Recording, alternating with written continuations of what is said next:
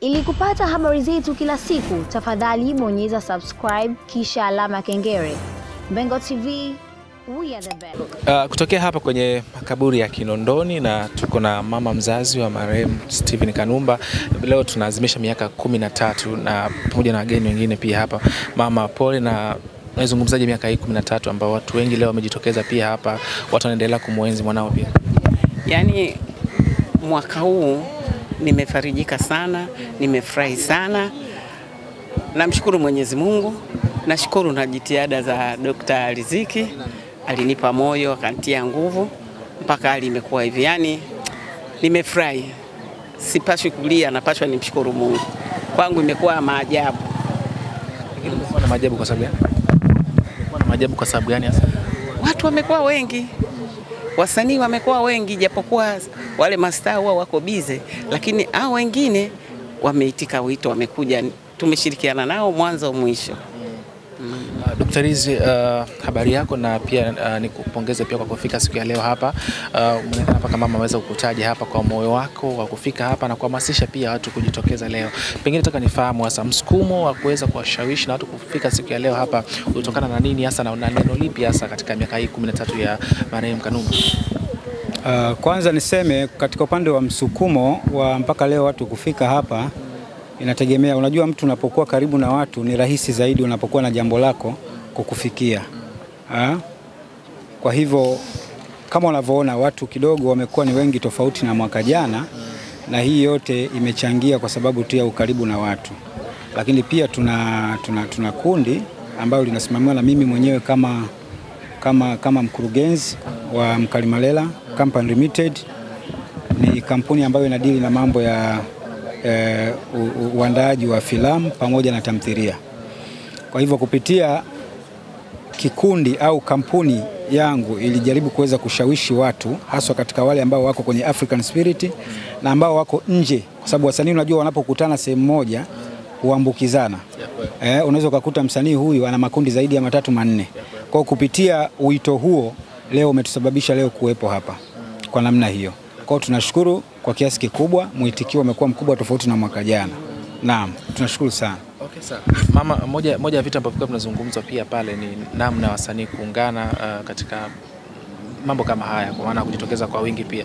Wito wako hasa ni upi, na uzungumza pia na watu wasanii wengi kujitokeza? Unadhani ni nini kifanyike basi ili siku nyingine pia mwakani watu waweze kuongezeka, kwa maana ya wasanii husika pia ambao wamefanya naye kazi marehemu? Mimi kila siku wanakiomba, nasema watu tungiwe na hofu ya Mungu. Manake wote safari yetu ni moja. Sio kusema mwingine kwa vile mimi ni star siwezi kufa au siwezi kupatwa shida. Mimi naomba kwa kweli tasnia yetu ya movie, naomba sana Mungu ashuke kati yetu, tuwe na upendo wa kweli, tushikamane. Kwa mfano kama leo, yani nimefarijika sana. Na waomba wasanii wote, uwe star usiwe star, Mungu achagui. Kama angekuwa anachagua matajiri wasingekufa. Lakini Mungu achagui, ni wote, njia yetu ni moja.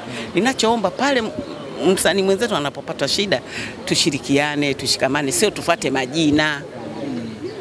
Asante sana. Na mwisho, nimepata pia taarifa kwamba Kanumba the Great itakuwepo, kwa maana film itakuwa inasimamiwa na watu ambao wametajwa pia hapo. Pengine hili likoje pia na unalizungumzaje? Naomba nimuite mhusika mkuu. Emil. Okay, sawa. Pengine hasa sasa kwa wasanii wenzako pia ambao tunatamani mwakani pia waweze kufika hapa, unalipi la kuambia mimi? Kwa wasanii ambao nilitamani mwakani wafike hapa, mimi nafikiri mengi yamezungumzika pale tukiwa kaburini. Tumezungumza mambo mengi, tukasema kwamba kifo hakichagui, na mama kazungumza hapa, uwe tajiri uwe maskini, safari yetu ni moja.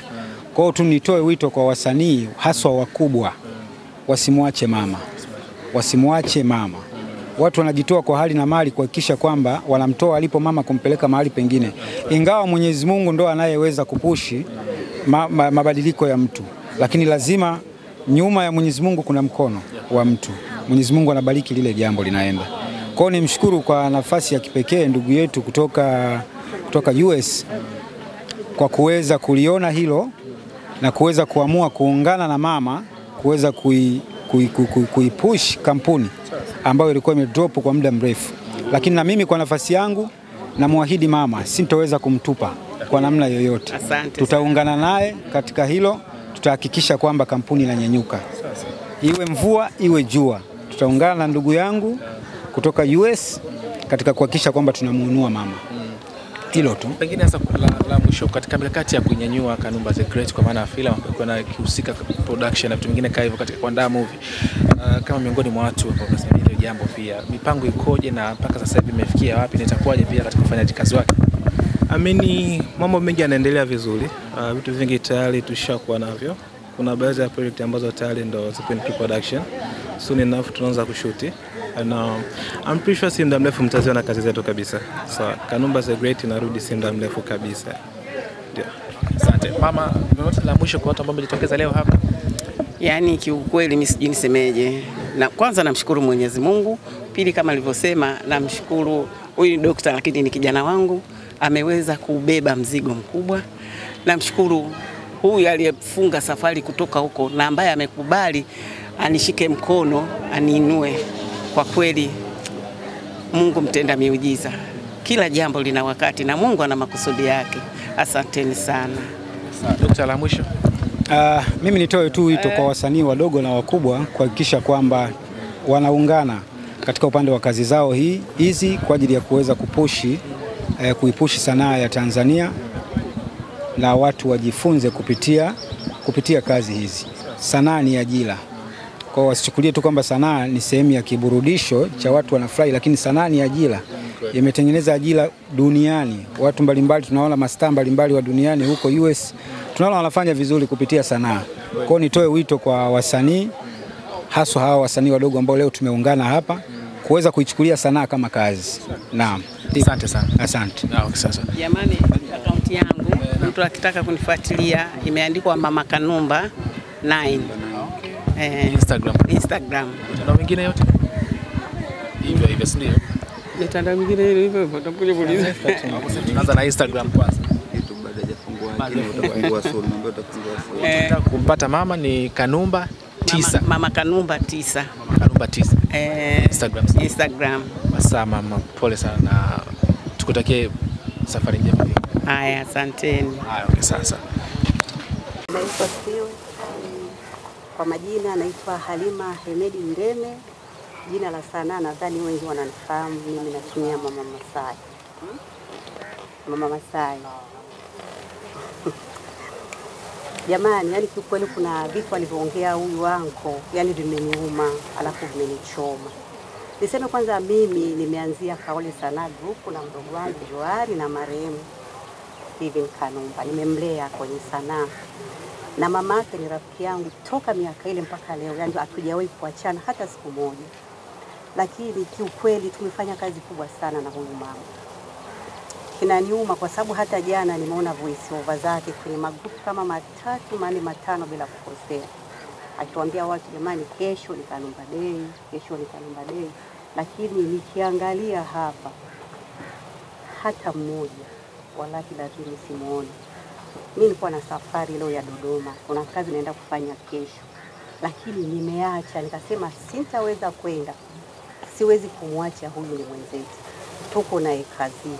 Kwa nini leo niende nimwache mwanamke mwenzangu? Jamani, wasanii tupendane. Tuwe na mshikamano. Tusiangalie huyu ni nani na huyu ni nani. Tuache matabaka.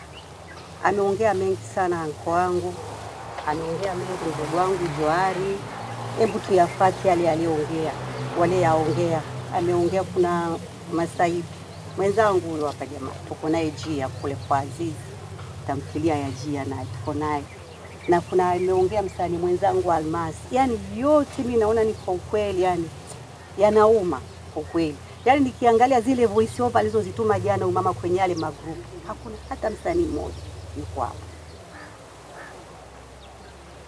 Ni hatari sana.